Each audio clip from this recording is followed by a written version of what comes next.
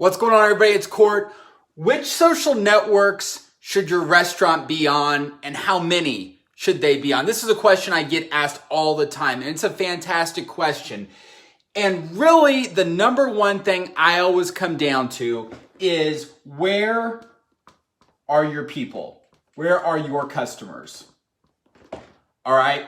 And so how do you determine that? How do you determine where your customers are? Because you could be on every single network there is, but if you can't force your customers to come over there just because you have that page, all right? So it takes a little bit of detective work, and that's one of the first things I always do is I always look at similar restaurants. So let's say we're a pasta place, maybe we're an Italian place.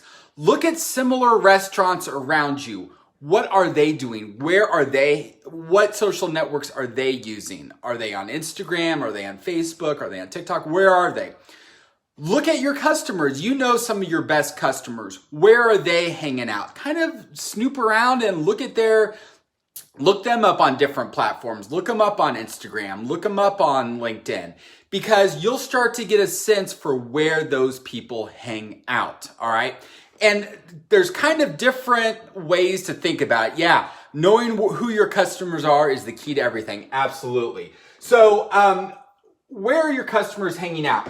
And there's and I'm going to make some generalities here, but Facebook, I would say, is more family oriented. So if you're going after like families or even like 30 and up, those are people hanging out on Facebook. I'm making a broad generalization here, so don't come at me. But in general, that's who you're going to be going after. So if you're a family restaurant or you're like a bar and grill where you want kind of a little bit, 30s and up, that's where I would go. If your restaurant is maybe higher end, where the presentation of the food is important. Let's say the average dish is $30 or more, and there's a lot of visuals. I would go with Instagram, okay?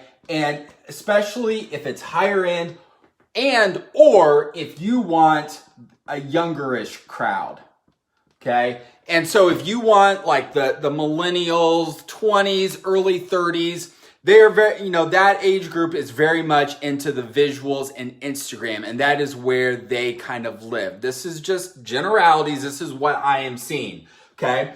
LinkedIn is an interesting one. You don't think about LinkedIn when you think about food and restaurants, but I had a conversation the other day with someone who wanted to do more catering for businesses. All right. And especially right now, we've got to get creative of how we're going to get customers and how we're going to get orders. And they want to do more catering of businesses. Well, where are those decision makers for businesses? They're hanging out on LinkedIn. All right. And so they're in that mindset of, oh, I should order food for my restaurant, or order food for my office staff. We should cater our next event or something like that. So, if you want to go after companies, think about LinkedIn, especially if you want catering opportunities. The new kid on the block is TikTok. Lots of people talking about TikTok. All right. And, I'll be honest, I haven't experimented a lot with TikTok. When I get on there, it's a lot of singing, a lot of dancing. From what I see, it's a younger crowd. So if you want that younger crowd, let's say maybe you're an ice cream place or a dessert place. I could see doing TikTok with that. Or if maybe you're you want a younger crowd, maybe in a college town or something like that, TikTok might be a good place for you. So again, I would say a younger crowd there. Okay. Twitter, I know a lot of people want to be on, talk about Twitter. For me, I don't see a lot of restaurant posts on Twitter. I don't see a lot happening, and you guys tell me if you see otherwise, but there's not a lot of restaurant food happening on Twitter. It's a lot of just quick, real-time, real-world conversations going on, breaking news, things like that. I don't see that on Twitter. You guys correct me if I'm wrong. And YouTube, I know a lot of people want to talk about having a YouTube channel. Yeah, that's great if you're like a personality, like Jasper here in Kansas City. Jasper is a personality. People know Jasper. He can do a lot of cooking things to get his name out there. But for a lot of restaurants, I wouldn't encourage you to do YouTube. Okay, so that's a quick overview. Now here's my second tip: pick one and get really good at it. All right, I see so many people. I've been guilty of this as well, where you try to do multiple things. We try to set up, okay, we're going to do a Facebook, we're going to do an Instagram, and we're going to do TikTok. And you're just so busy because the content for all of these is a little bit different. You know, hashtags really important on Instagram, not so much on Facebook. You got to make videos on TikTok. It's all a little bit different.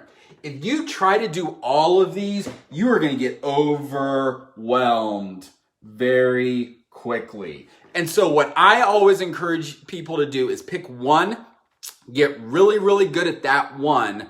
And then once you've mastered it and once you've grown a community there, then maybe look at a different one. Maybe pick another one that you can go after. But if you try to do, it's just like anything in business. If you try to do too many things, you're not going to do any of them well. So which social networks, how many you should be on? Hopefully this gives you a little bit of an overview and gives you some ideas of what you can do and what would be best for your restaurant.